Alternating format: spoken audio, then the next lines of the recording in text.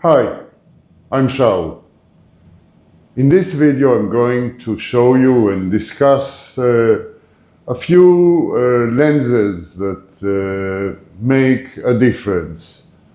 By making a difference I mean those are lenses that portray the scene, or the setting in a way that is more true to life, more three-dimensional than what you can expect from images made by smartphone cameras or with a high-resolution camera fitted to a modern high-resolving power lens. I'm going to show you how to adapt those lenses to a Nikon camera, because this is what I have at hand. But due to the ubiquity of smart adapters, you can really fit most of these lenses to any mirrorless camera with varying degrees of limitations to their functionality. I'm going to put those lenses in two categories.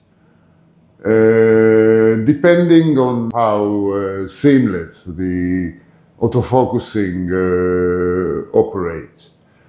The first category will be lenses that can be used with manual focusing or single AF.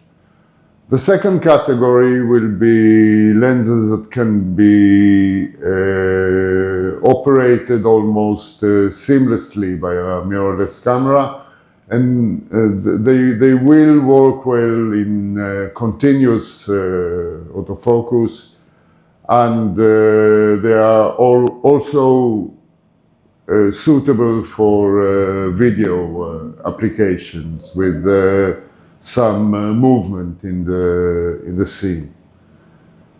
So without further ado, let me start. Many of the best true-to-life lenses in existence are manual lenses designed for rangefinders, such as this Leica replica of the 35 millimeters Summicron 8 element. Those are, of course, manual focus lenses, and they are characterized by manual aperture rings that cannot be operated from the camera. They have to be manually operated. So those lenses have some serious limitations. First of all, they will not work in shutter priority because the camera cannot adjust the aperture.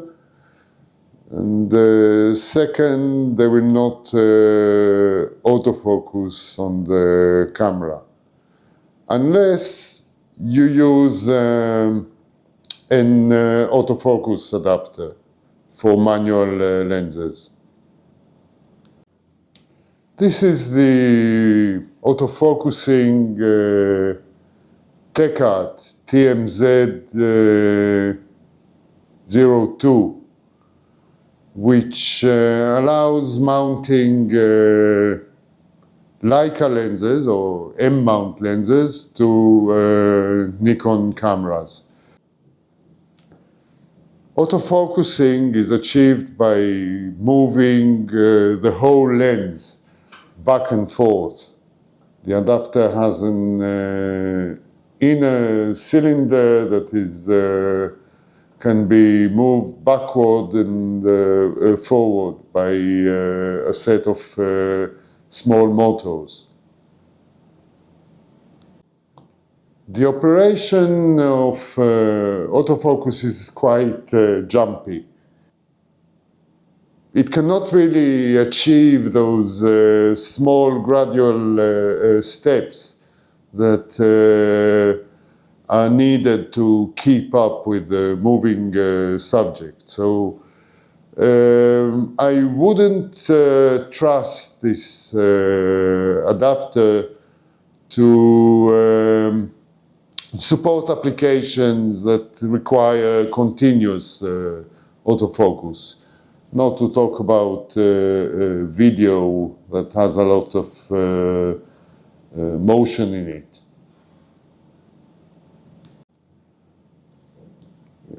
Despite all that, those adapters are very good for stills photography when you have a relatively stationary subject.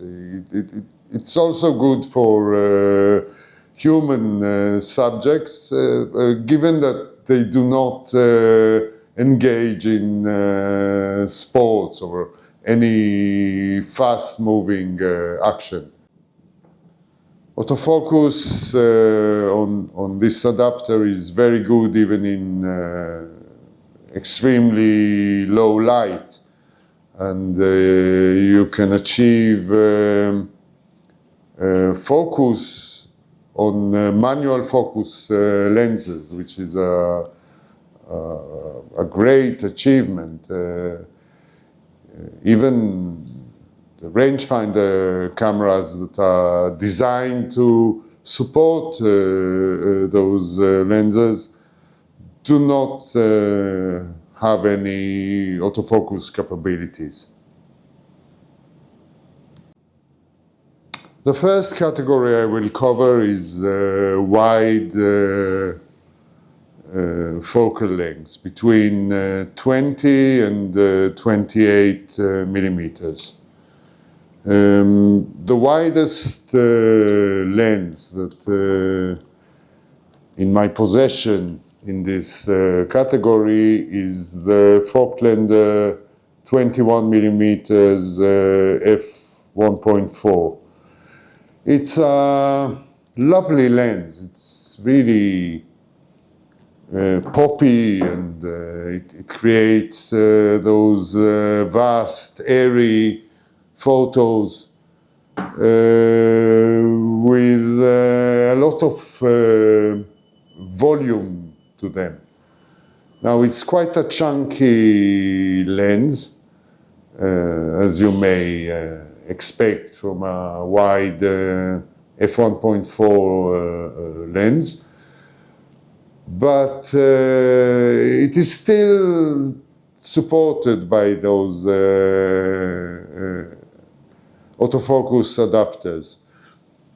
The advantage of using such a wide lens on a mirrorless camera is that you can zone focus it at wide open, at f1.4, which is a lot more difficult to do in longer focal lengths.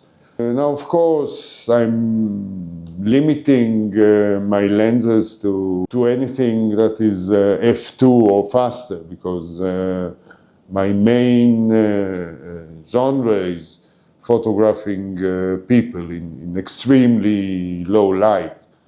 So I do need those faster apertures, and this is why I choose only fast lenses. Next is the Falklander 28 millimeter f2 Ultron version 2. It's a small lens It's very nice and poppy. I like it very much. It is also surprisingly sharp for its size, even at the wider apertures. Now, I really prefer lenses that are a little bit faster than f2. So while it is a contender for the crown, it's not my favorite lens. Next is the Cypoc Chimera 28mm f1.4. It's a relatively new lens and it's lovely. It is as good as the Falkland 28, but it's faster at f1.4.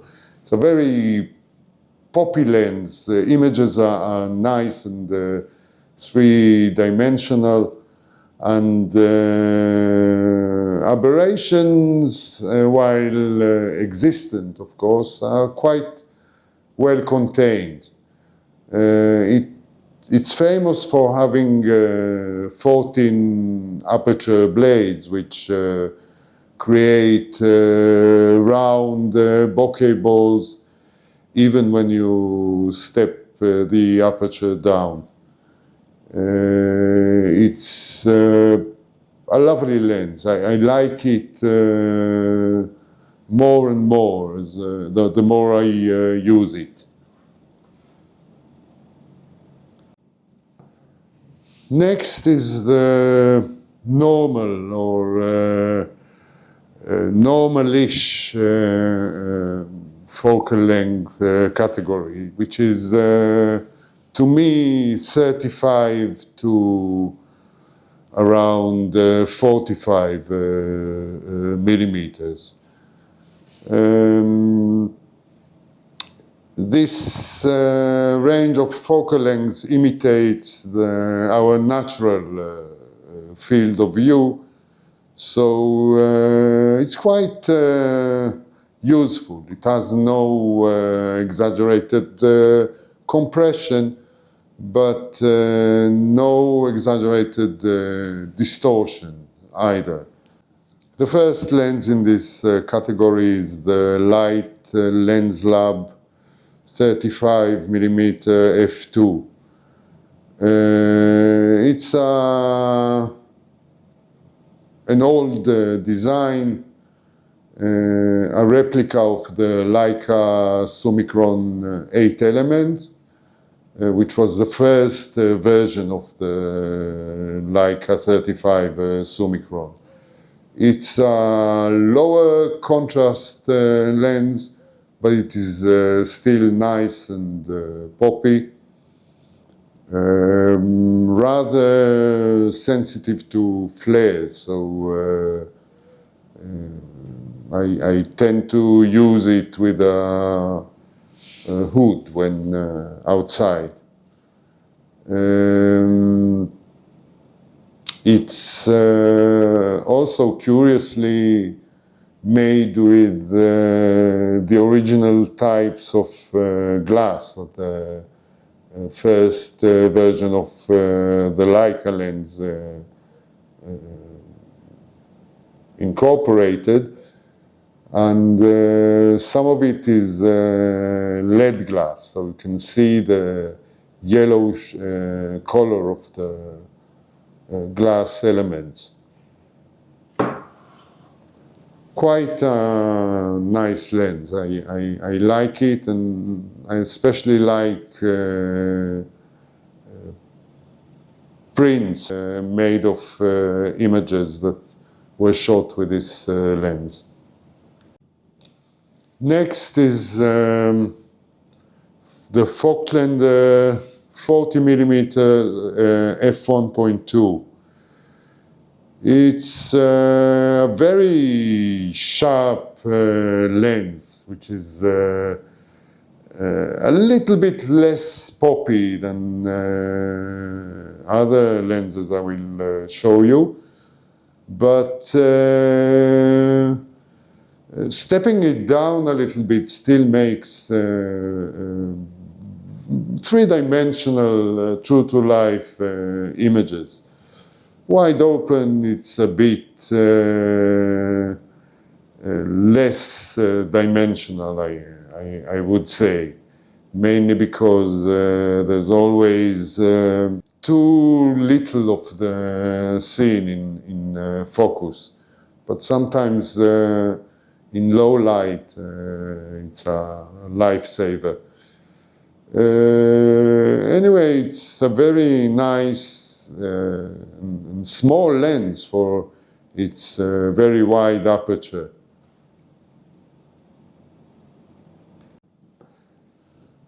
Next is perhaps my favorite 40mm lens. It's the Falklander 40mm f1.4 Classic. It's a small lens, very good looking, and it makes extremely poppy images. Pop is always there. It's highly dimensional. It is not as sharp as the f1.2, and it has more chromatic aberration, more vignetting. Corners are not as sharp. It reminds me more of a vintage lens, but the images are lovely. When you print them, you can not really fault them. The last category of focal lengths I will talk about is the short telephotos, which go from around 50 millimeters to around 90 millimeters. That range of focal length has some compression and naturally shallower depth of field. So they are good for portraits. Now I prefer focal lengths around 60 to 75 millimeters for portraits, because they allow me to be closer to my subject. It also shows a little bit of distortion in the face, which makes subjects a little bit more human, more personal, I think. I have only one lens to show you. This is the Falklander 58 millimeters f1.4. It's it's a lens designed for Nikon F mount, but it is manual, and it's light enough to be mounted on that take-out autofocus adapter. So it does gain some sort of autofocus, which is rather helpful in portraits. It's a famous lens for being poppy, three-dimensional, and I can confirm that it is a very good dimensional lens that is excellent for human portraits. Next, I will go over some autofocusing lenses that can be adapted to mirrorless systems through smart adapters. The apertures of these lenses are also controlled by the camera. So their operation is more modern, more seamless. Autofocus is, generally speaking, faster, and they do support continuous autofocus and can also shoot video in a seamless way. So for Nikon, I'm using this Nikon FTZ adapter that is used to adapt Nikon F mount lenses to the Nikon Z mount cameras. This is the Nikon 24 millimeters f1.4 G. It's a lovely lens. It's very poppy, very bright. It's almost the equivalent of the Falklander 21 millimeters f1.4 in its rendering style. It is a very dimensional lens that is surprisingly good. A similar lens to this is the Nikon 28 millimeters f1.4e, which is this one. It is a slightly newer lens, but it renders in the same poppy dimensional way. I can also add to it Nikon 35 millimeters f1.4 from the same series that is consistent with these two. Alternatives to this Nikon f1.4 line might be Canon's line, which also has some very good lenses with equivalent rendering. I would go for the first version of these Canon primes because the later versions are optimized for higher resolution cameras, and they lose some of their dimensionality. Next is the new Nikon Z 35 millimeter f1.4. This lens is a modern one. It is made for the Z mount and does not require adapting.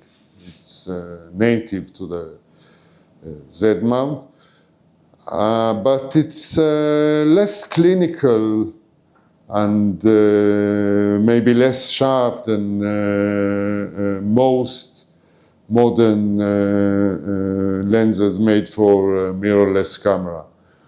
However, it does create dimensional, poppy, deep photos that are quite unique these days. So it's a lens that resembles some older designs in its qualities. This is the famous Nikon 40mm f2. It's another lens that resembles older, maybe vintage designs, and it shows in the quality of the photos it makes. It's also one of the cheapest lenses in the Nikon lineup. And it's small and sharp and still has a nice poppy rendering.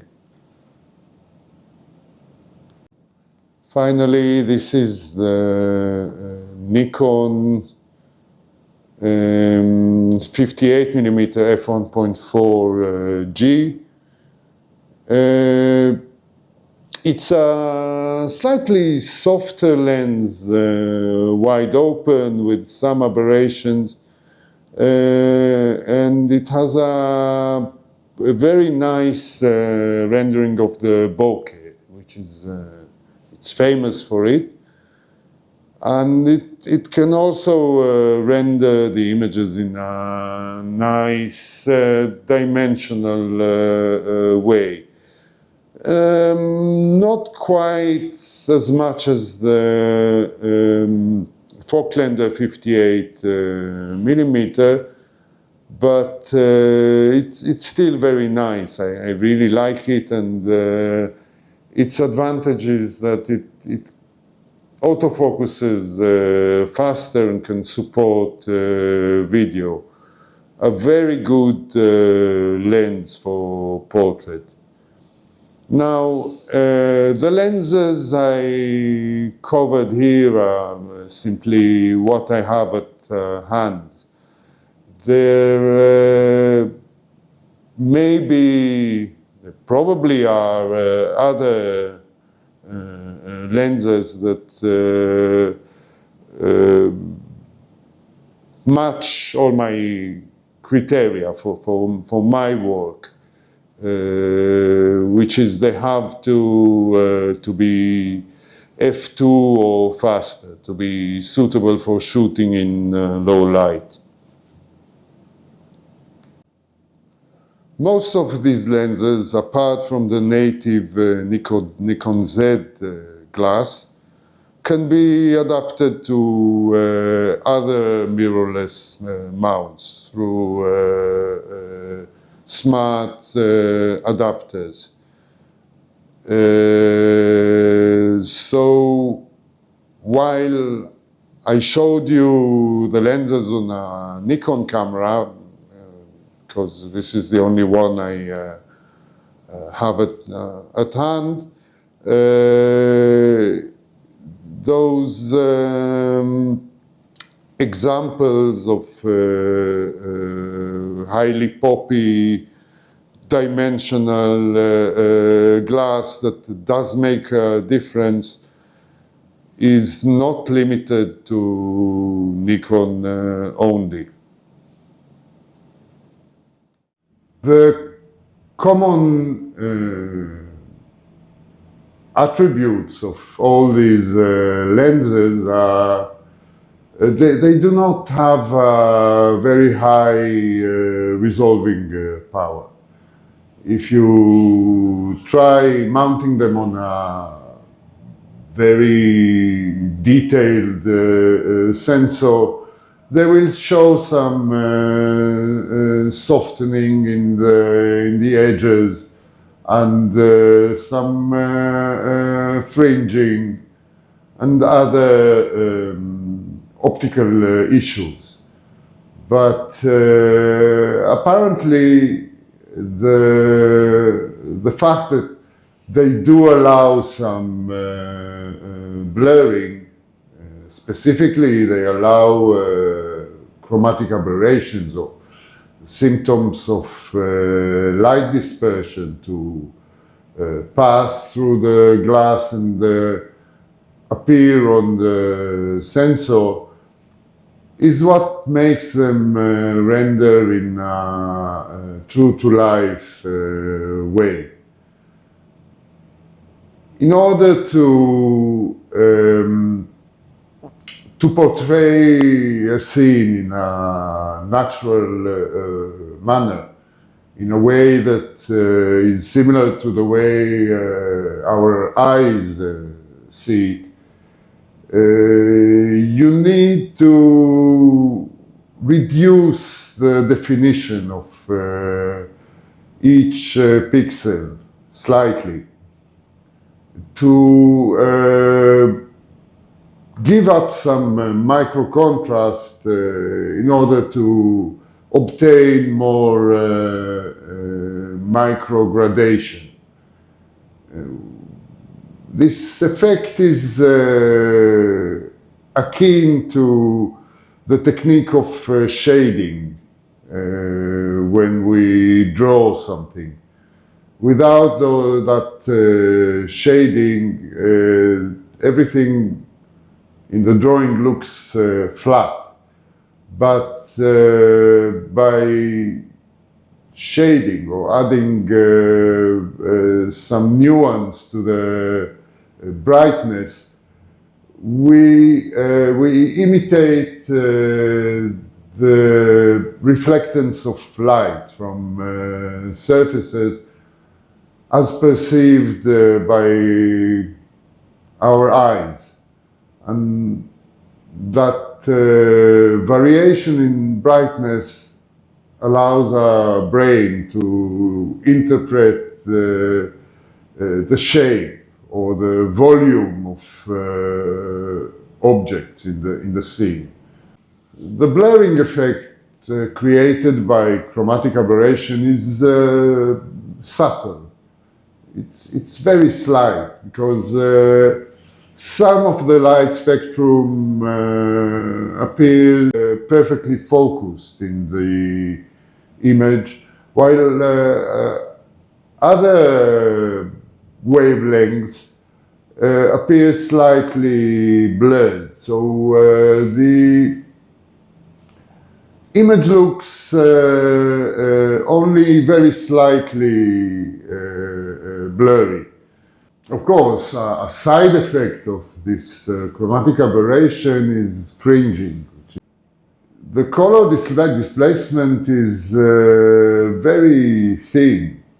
When looking at the whole image, the viewer cannot see it. So, if you do want